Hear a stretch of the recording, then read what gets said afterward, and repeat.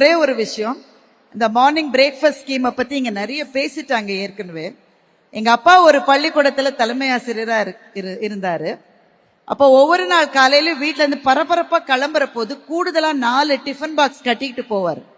நாங்கெல்லாம் கேலி பண்ணுவோம், என்னப்பா உங்களுக்கு ஒரு டிஃபன் பாக்ஸ் போதாதா, 4 வேளையா சாப்பிடுவீங்கன்னு கேட்போம்.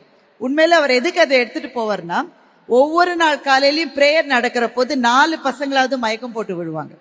கட்டாயமா இது சாதாரண மக்கள் படிக்கிற நிறைய பள்ளிகள்ல இது நடக்கும். கொஞ்சம் வெயில் வந்த உடனே அப்படியே மயங்கி மயங்கி பொத்து பொத்துன்னு விழுவாங்க.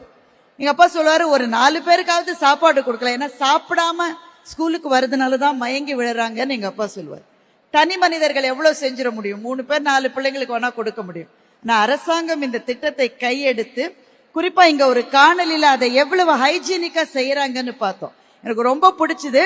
பேக் பண்ற இடத்துல இருந்து வண்டியில ஏத்தி பூட்டு போட்டுட்டா இறங்க வேண்டிய ஸ்கூல்ல தான் அதை திறக்க முடியும். நடுவுல திறந்து அங்கங்க அது போக முடியாது. நெல்லுக்கு இறைத்த நீர் வாய்க்கால் வழியோடி புல்லுக்கு போக முடியாதுங்க, அது நெல்லுக்கு மாத்திரம்தான் போக முடியும் என்று அந்தந்த பள்ளிகளுக்கு அந்த உணவு போய் சேருகிறதை பார்க்கிற போது ரொம்ப மகிழ்ச்சியா இருந்தது.